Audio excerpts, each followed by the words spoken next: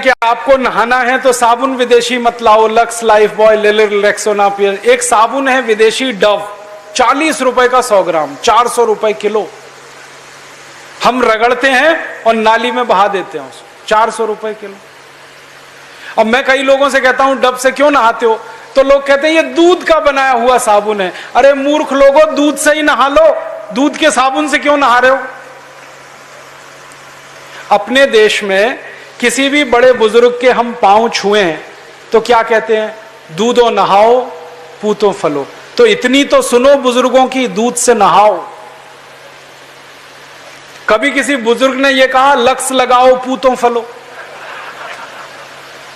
Life boy लगाओ पुत्रियां फलो।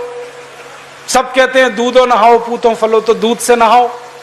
आपको मालूम है महाशिवरात्रि में शंकर भगवान को किससे नहलाते हैं, दूध से कि लक्स से।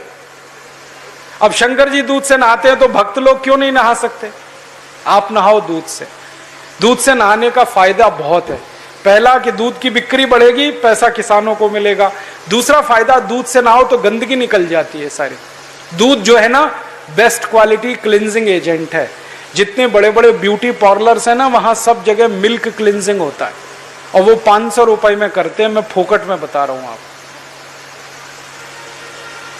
और दूध से नहाने के लिए 2 चम्मच दूध ले लो, गर्म नहीं करना, कच्चा दूध, शरीर पे रगड़ लो, मालिश कर लो, पानी से नहा लो, सारा मैल और गंदगी निकल जाता है।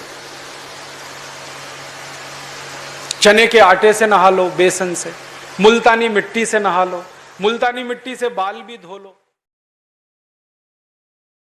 होती है। अभी एक सच्ची घटना मेरे साथ घटित हुई। मैं एक दिन कानपुर गया था भारत स्वाभिमान की सभा के लिए। तो कानपुर के रेलवे स्टेशन पे उतरा।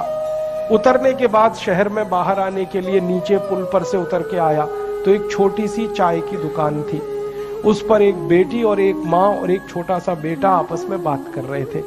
वो क्या बात कर रहे थे, वो कह रहे थे, माँ हम गरीब क्यों हैं। तो कान में मेरे शब्द पड़ गए।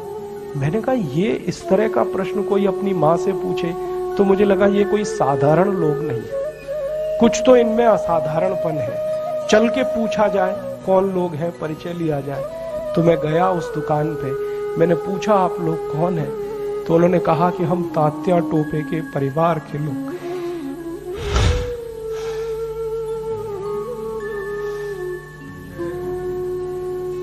हमारे देश में तात्या टोपे के परिवार के लोगों को चाय बेचनी पड़ी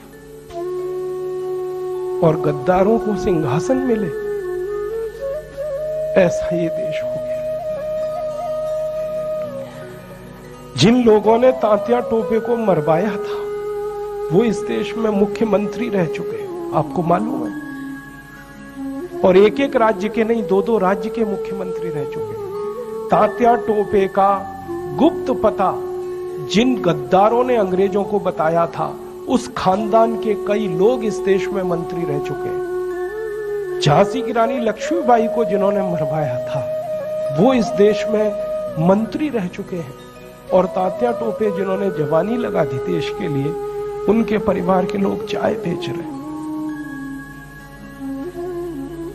ये देश है और ये अब बर्दाश्त नहीं होता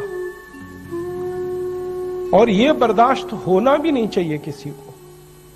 क्यों बर्दाश्त होना चाहिए? ऐसा देश तो हमने कल्पना कभी की नहीं थी। तात्या टोपे ने कभी कल्पना नहीं की थी कि ऐसा देश बनेगा। झांसी की रानी की कभी कल्पना नहीं थी, चंद्रशेखर की कल्पना नहीं थी। चंद्रशेखर जैसे क्रांतिवीर ने इस देश की क्या कल्पना की होगी। एक कहानी सुनाता हूं कि वो घर से भाग गए थे 13 साल की उम्र में। माता पिता बहुत गरीब थे, खाने को घर में नहीं था, घर छोड़कर भाग गए, बनारस आ गए, क्रांतिकारियों के संगठन में शामिल हो गए। और उसी संगठन ने थोड़े दिन के बाद काकोरी कांड किया था और खजाना लूटा था। तो धन आ गया, थोड़ा सा पैसा आ गया। तो चंद्रशेखर को उनकी माँ और पिता का संदेश आया कि जो पैसा तुम्हारे पास आया है इसमें से कुछ हमें भी दे दो, हमारी गरीबी में काम आएगा।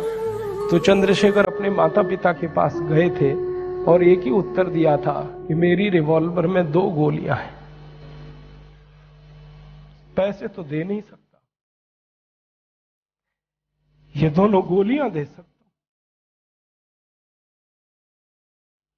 ऐसा देश चंद्रशेखर का, ऐसा देश तात्या टोपे का अब लुट रहा है। तो फिर क्या करना चाहिए? तो मुझे लगता है कि अब फिर कोई दूसरी बड़ी लड़ाई की तैयारी करनी चाहिए। एक लड़ाई उन्होंने लड़ी, तात्या टोपे ने, झांसी की रानी ने, चंद्रशेखर ने, अब दूसरी लड़ाई हमें लड़नी पड़ेगी। इसके बिना कोई रास्ता नहीं। और ये दूसरी लड़ाई का ही अभियान है जिसको हम भारत स्वाभिमान कहते हैं।